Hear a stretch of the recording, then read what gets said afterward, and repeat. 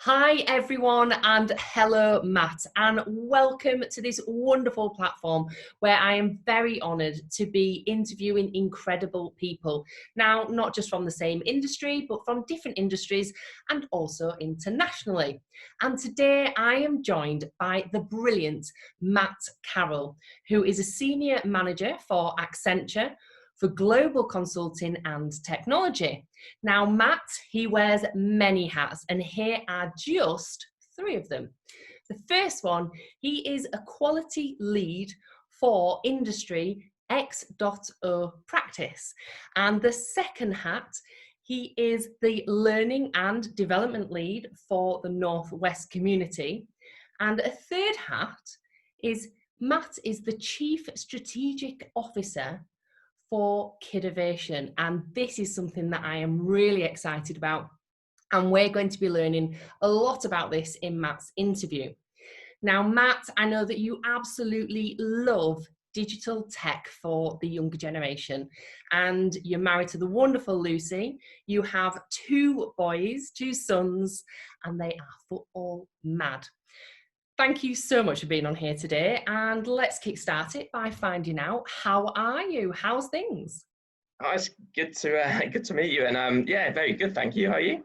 Yeah, good, good. I'd like some of this sunshine to come back, but Yeah, otherwise, it's pretty good, yeah, yeah. yeah, it's very different, isn't it? I mean, the sun makes such a big difference, especially during lockdown as well. And I mean, kids at home, you can get out in the garden if you're fortunate enough to do that. Whereas now it's raining. Very different. Get your max and your wellies on. Yeah, Typical British weather, eh? it is. But all good nonetheless. And I'm really excited to really delve into some great questions and some areas of work that you've been doing. But I have to kickstart and find out, because I think this is a really interesting insight that everyone's been providing with what they've been doing during lockdown that they didn't do prior to lockdown. And what would you say that is for you, Matt? Well, I think due to the nature of my work, I generally travel quite a lot. So kind of most of the week I'm away, and I think lockdown's actually brought something positive, and that's kind of spending a lot more time with Lucy and the kids. So spending just a lot more quality time actually, and it's surprising how quick clients and the like adapt to remote working. So I think we'll see a lot more of that going forwards. Mhm. But so I think yeah, just more time with the family, spending a lot more time reading books as well, which is one of the one of the things I said I would do. And then a lot more snacking and just buying stuff that I don't need to buy, to be honest. You are not Guilty alone, habit, Matt. yeah. But yeah, so yeah, just generally doing more stuff with the family while I could. That's really nice. And with the boys being football mad, have you found that they've just been saying, Dad, Mum, come out in the garden, let me Yeah, be in goal? Has there been a lot more of that happening?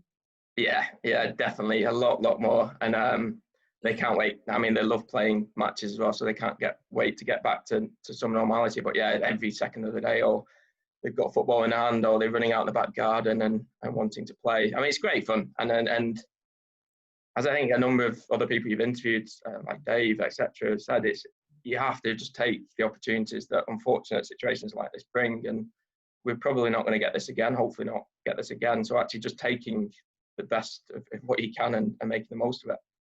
Yeah, absolutely. And it really is that time where it's so surreal, it's very unprecedented, and it's thrown so many things into the equation.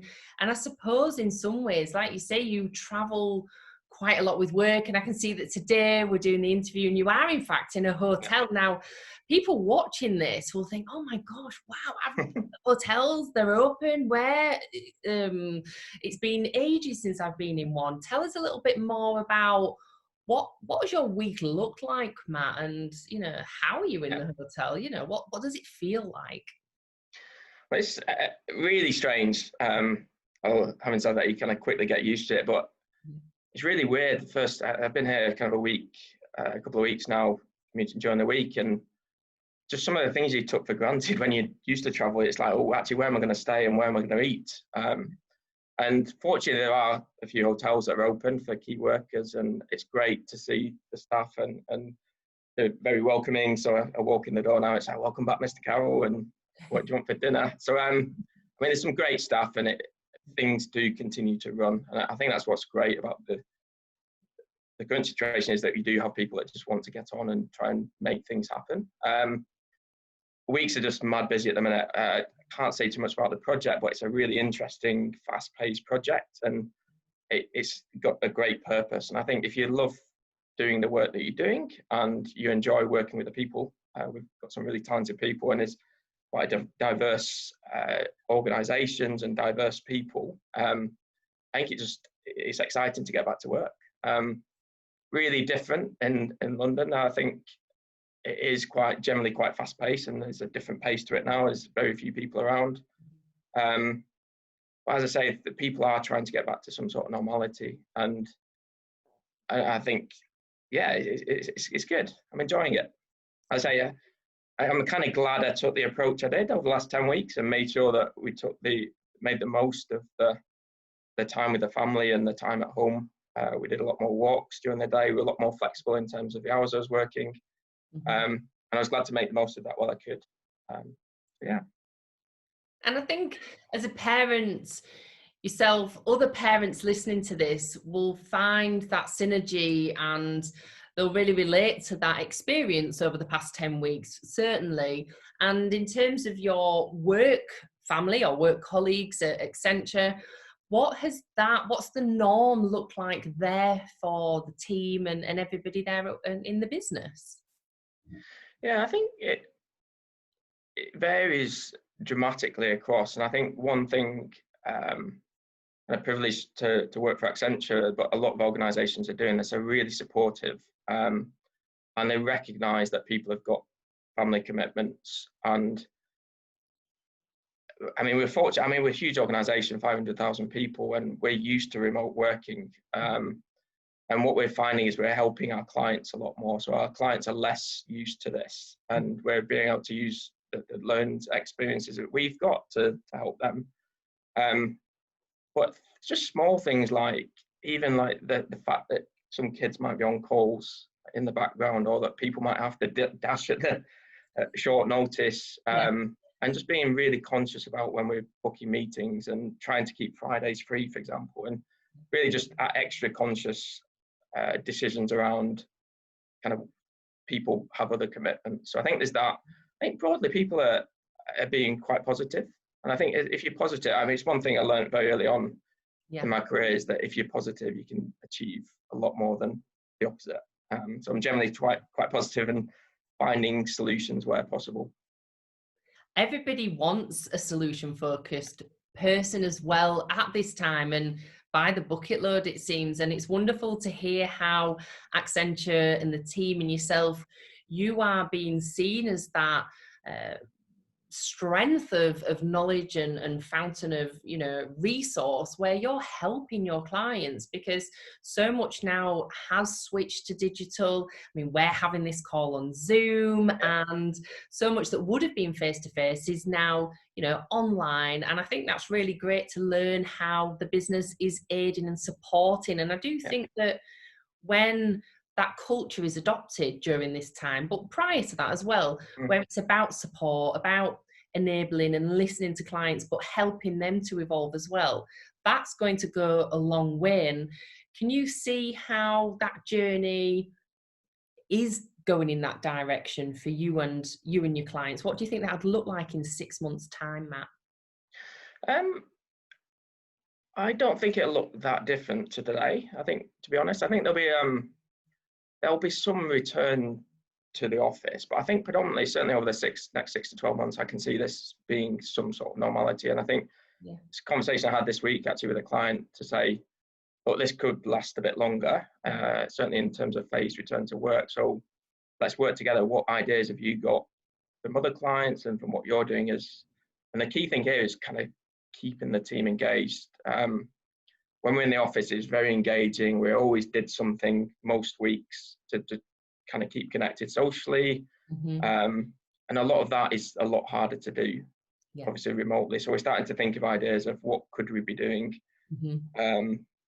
differently and better, given that this is a probably a longer term kind of arrangement.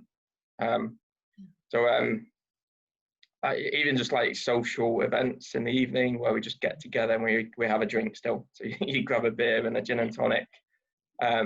We've got a session tomorrow night with a kind of an all hands call, but they've actually shipped stuff out to us that we can keep more engaged. And so it's kind of making the most of the best of the kind of situation. But that's the real thing, is like, how do we keep our people engaged? And connected. I think the work-wise, we've got great people and we can do the work, and we do it all over the place. It's really, when we're joining with client teams, how do we just keep that engagement going? It is, and it's that camaraderie and finding those ways, like you say, to still have those social engagements. And if you're being invited to a group gin and tonic, who's going to say no to that? Virtual coffees on a Friday where we literally, I mean, we last about 20 minutes, to be honest, before you start talking about work again, but just downtime where we just talk about stuff that's outside of work, and then just regularly check in. So I generally try and call most of the team once a week or once every other week, and so we're just checking in personally with them.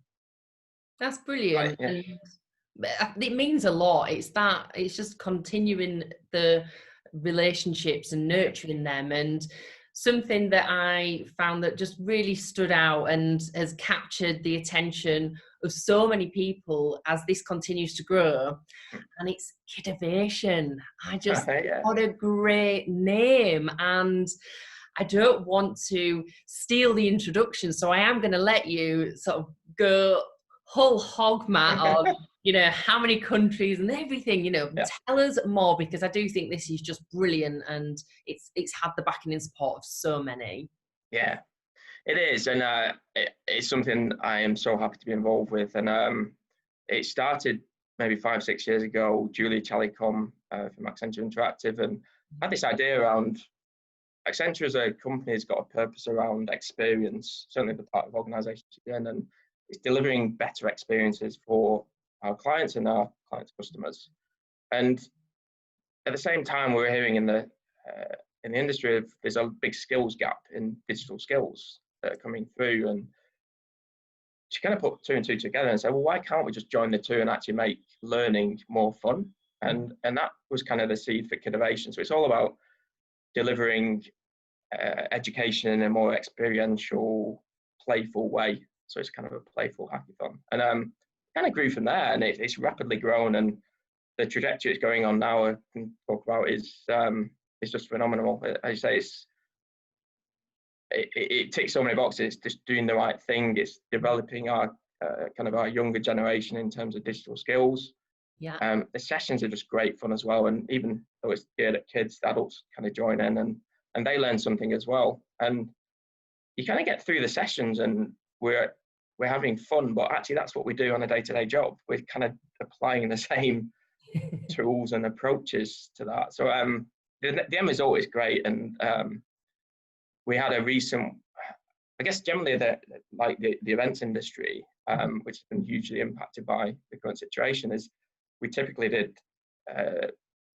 events where we were present with the children, and we started to think about actually how do we scale Kidovation more rapidly than it is. We're predominantly in the UK. We measure it by reach of how many children we're actually reaching out to, and I think over the last few years we've managed to get up to kind of 1,500 to 2,000 people. And we want to get to kind of 6 figures and above. So how do we actually take that massive leap? And we started to think about digital. We're in the digital industry, so let's think about how we can make it more digital in terms of an event. And I guess the current situation has just accelerated it, and it kind of shows that when you need to make something happen, the timescales to transforming to a digital way of working can be short, very short. And within the space of weeks, we'd kind of digitized a lot of the content. We'd looked at the different operating model, and then we just did some events. So we did one recently with the Accenture family and then the broader families, and it kind of, I think we had over 70 people across 20 odd different cities in 8 different countries. And it just showed like how easy it is to actually do this. And and we're going to kind of continue with that strategy of how do we use digital to expand across Europe. And we're now talking to the US, we're talking to Russia. In terms of, so Accenture, again, leveraging Accenture, it's in 120 countries. How do we use Accenture, but also how do we partner with other organizations that have got similar agendas and ambitions to do that? But yeah, it's great. There's nothing better. And Finlay did it with me as well this time. It's like you start off with a problem, really topical and relevant, which is during lockdown, how might we do something to improve it for our friends, our family, and ourselves? And so you kick off, you develop a persona, like who is it that you're, and Finlay chose one of his friends. It's like, what problems might they face? It's like, well, I've got Elliot to play football with me, but my friends, they don't have any brothers or sisters, so how are they going to play football?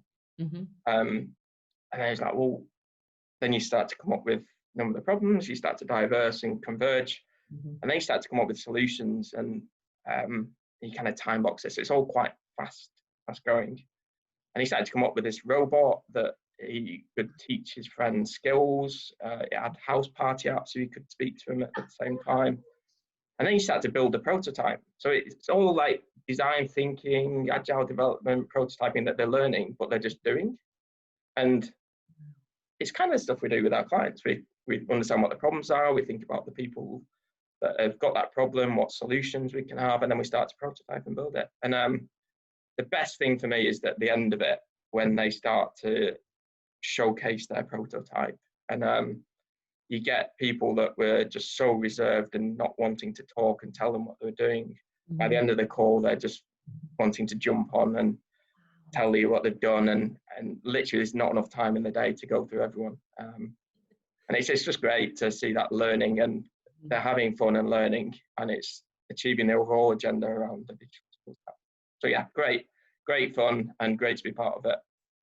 It sounds fantastic, Matt, and the fact that you're just empowering all of these young people, and as you mentioned, across 8 countries, you managed to span that event just recently, and seeing somebody from, you know, day one where, you know, the like you say, quiet, and then by the end they've got this fantastic idea. You've given them, you know, the, if you like, the encouragement to be curious and creative, but think empathetically about other people, and then how they can digitally transform something to improve that situation. I mean, to give that experience to young people is insanely brilliant, and gosh, on so many levels. And I have to ask, Matt, if there was somebody listening to this who is just as hooked and intrigued by what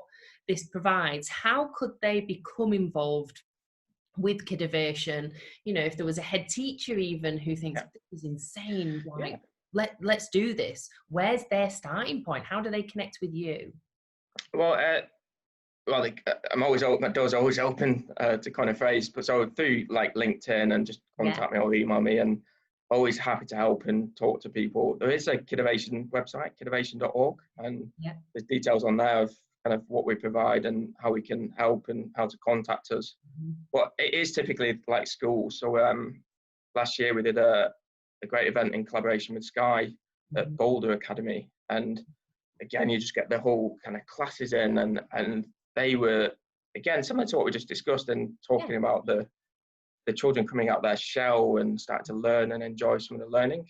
And to your point there around the creativity and the curiosity and stuff that you maybe don't learn, it's not necessarily in the curriculum, and just to set out of that kind of environment and do some Kidovation. So I think kind of schools and other organizations that are doing similar things where they're targeting, whether it's children or kind of diversity, I think is a key element to this as well. Just get in touch, and we'll be happy to kind of have the discussion. The more the better. As we say, we're trying to scale this, and it's such a good cause, and it's getting good outcomes, so we're keen to accelerate and expand. I think that you'll have a lot of interest in this because Kidovation, that there's just this, like you say, you recognized where there was a gap, where there was something that could have this injection of development and help young people to do something in addition to what they're learning already as young people.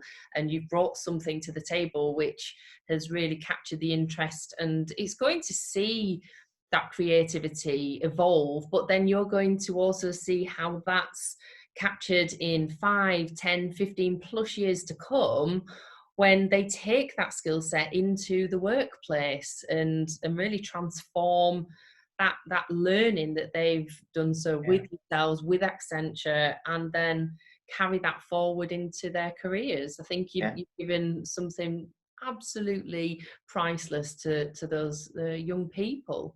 So yeah, thank you for sharing that. Oh, you're welcome. Great organisation. So yeah, definitely anyone that is wanting to talk about it, then happy to do so.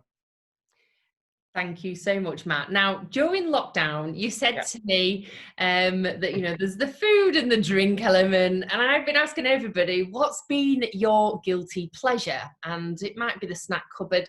I know it has been for a lot of people, but what's been your guilty pleasure during this time, would you say?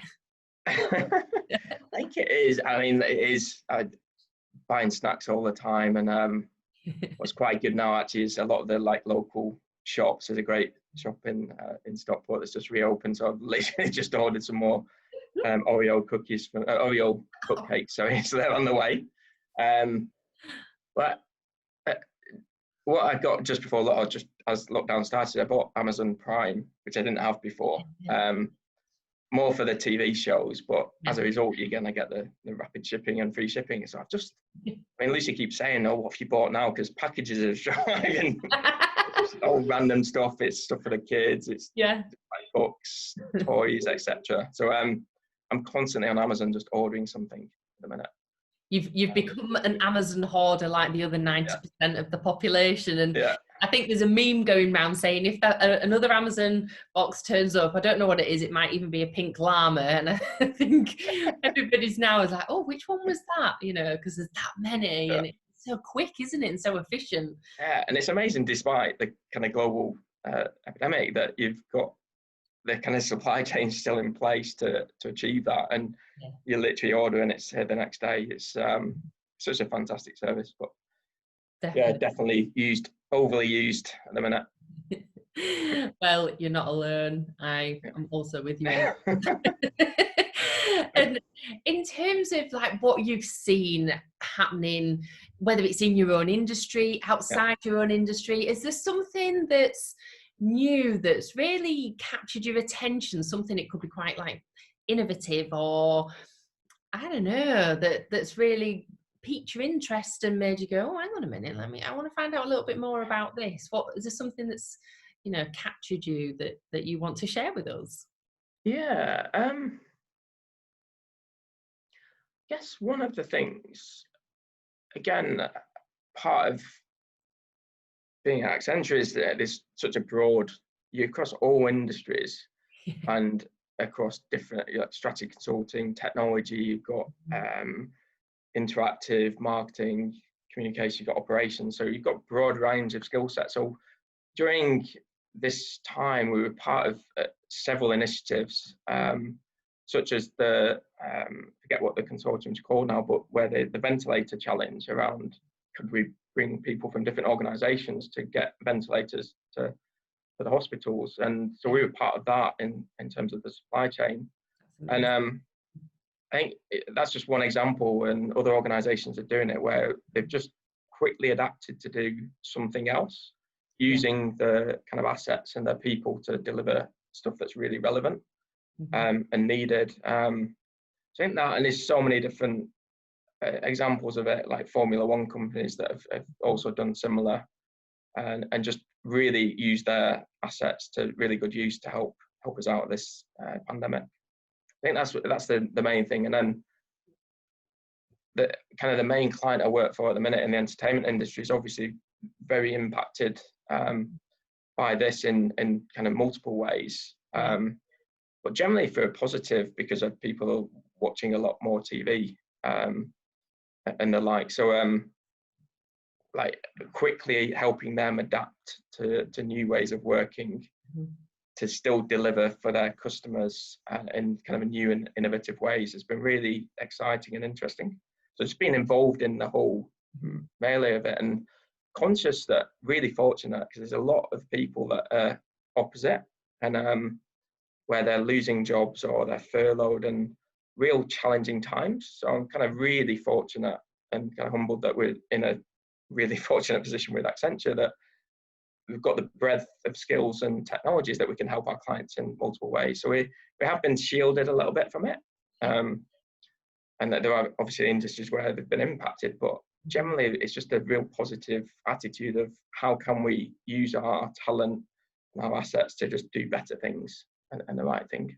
So yeah, it's great. It's really exciting times, actually. It's really weird saying that. I feel a bit wrong saying it, just because there's obviously a lot of people dying still as well, which is horrendous. But it's very easy to, and I've stopped watching the news. It's very easy to watch the news, understand all the negatives, and you very quickly go into a situation which isn't good. You then start to get impacted mental health wise. You start to achieve less, and it's just a spiral. So I think the one thing again is the positivity, and when I speak to people, it's just like keep positive, and a number of people you've interviewed I think have said the same. Is you have to find the positives, the stuff that you can now do that you couldn't do before, and things will work out, hopefully. And I think that the trend is on the right direction at the minute, and at some point we'll come out of it, and hopefully we don't regret what we haven't done.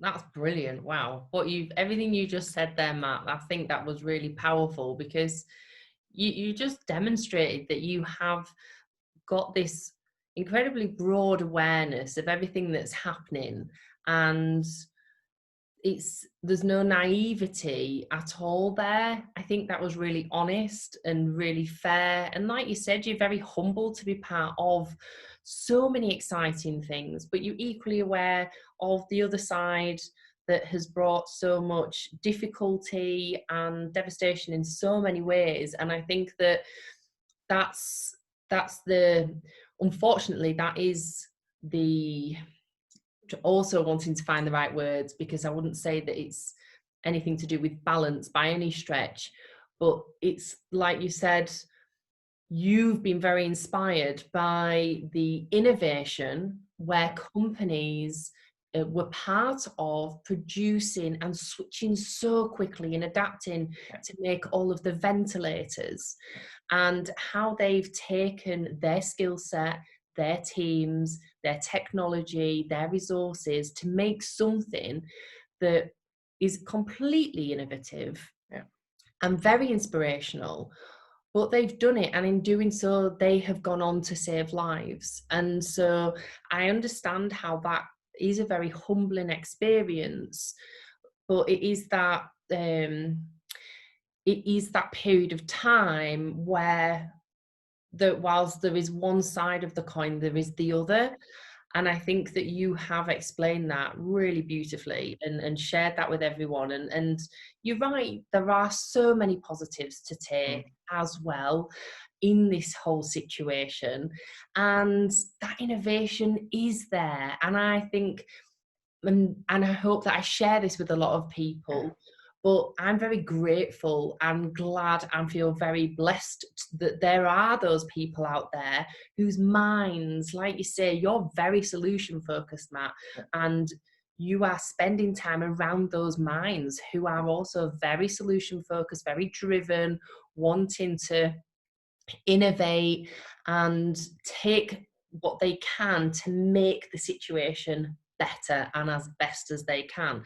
And rightly so, that has to happen. And I think it's wonderful that you've been able to experience that, and very, very powerful. It is. And I think another key aspect, and I think this is broader than just work, it's kind of family and friends and just life in general, I think, is building, and this is kind of your platform, is building your network. I think the broader you have your network and the more diverse it is, the bigger the impact you can have. And I'm trying to think of the phrase now. There's one that I say I was always remember. It's just forgotten. It's kind of asking for help and guidance isn't kind of a sign of weakness, it's a sign of wisdom. Yeah. And the quicker you realize that, and the better, because you can quickly get to solutions that you hadn't thought of before. It's very easy, certainly when you kind of fresh out university or college or whatever it might be, to think, oh, you have to kind of come up with a solution yourself, and it's not the right thing to do. I think bringing diversity of solutions through diversity of people is the right thing to do, and you come up with innovative ideas. So the broader you can have your network. And again, hugely fortunate that if a client or somebody rings me up and says, how do we fix this? There's probably somewhere in the organization that I can reach out to, and it's just how do you get there? So the quicker you can access that person, the better, and the more people you can bring together. And then, as I say, generally people are positive and wanting to help, and it's incredibly powerful how quick you can get to a solution for a client. And that's the thing that excites me most, I guess, about the job I do, is bringing the right people to solve the right solution at the right time. You're like a ninja solution finder, like, go, Matt's going to sort this. And but it's that collaboration, isn't it? And and again, at times like this, it's making use of the tools. So we're on Zoom now, and obviously doing very well from it, but there's other tools as well. And again, just adapting, and it's very easy to adapt to a lot of these, and not just in work life. We're doing a lot more socially, so it's connecting with family and friends that you might not necessarily have connected to as frequently. So I think, again, to put a positive spin on it,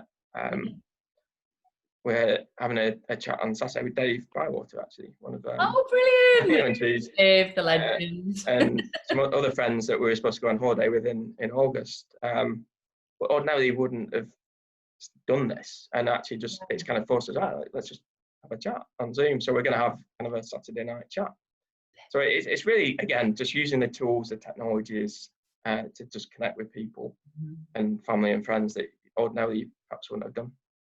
Definitely. And do you know what, Matt? I have to say that you've brought so much positivity to this interview and everything that you shared. And I know that your team must think so highly of you, because you've got that wonderful way of bringing the positivity, being inspired and encouraged by the new innovations, how to be very solution focused and drive something forward, but by keeping the humble, grounded and very focused and people orientated like element to all of it. And I think that that's a wonderful, range of traits to have, and especially at this time more than ever, but just always and every day, and going forwards. I do think that that's what will keep so much going, because it's just about the people, and you've really demonstrated that, and thank you so much. And before you go, because I'm sure there'll be so many questions I could ask you and share with everybody in this audience, but what would be your parting piece of advice to everybody watching, and whether it's from the heart or something that's about personal business life, what would that be? I think it has to be kind of keep calm and look for the positive, because as I say, there's people for most of the problems, and I appreciate it's not every problem, but for most of the problems that we face, there's generally a way out of it. And it's just being able to kind of keep calm and find that solution. So just keep positive, because if you go in with a positive, there's a way to do this, you'll generally find it. Conversely, if you don't do that, you probably won't. So I think if you can keep positive and ask for help and find the right people to help you, then generally you will find a way through it. So I think that's the main thing that's helped me anyway. That's great advice, and you're right. Otherwise, in every way it becomes a self-fulfilling prophecy, isn't it? If you tell yourself you will, you will. If you won't, you won't, and you'll be like, oh, I said I wouldn't and I haven't. But if you say I was determined and I have, then there is the light at the end of the tunnel. So yeah, great. Yeah, and I guess just to add to that is that it's okay to fail as well. So I think sometimes it's kind of problems that you need to fix, and you find a way to fix it. But there's other things that are just ideas that you want to do, and like you're doing this platform, and it's already a success, you can see. But at least you're trying to do it, and if it fails, then it's fine. It's just kind of you find something else. So I think having that positive attitude and just trying something, and that's the main thing. Try, and it might happen. Do you know, well, I'll openly share this with you actually, Matt.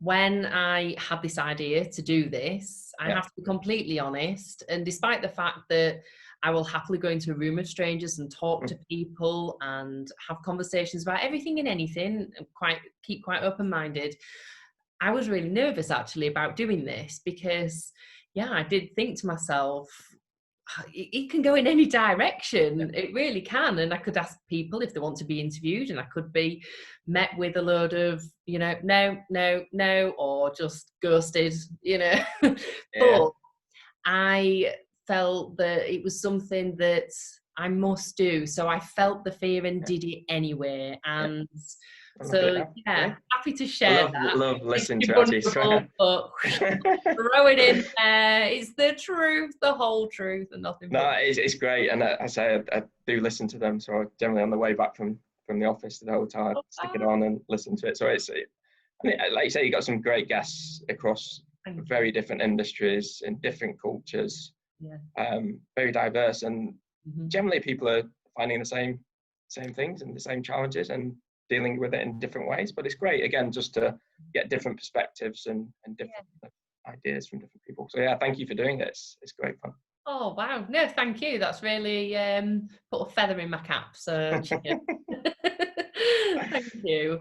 And I really do wish you well, and you must keep us updated on how the scale up of Kidovation goes and how that continues to progress into more and more countries around the world, because I think that would just be brilliant to share with everybody and touch base on how that keeps going. But I wish you really, really well, and to all your family and friends, and thank you so much, Matt, for being on here today. It's been brilliant. You're welcome. Thank you very much.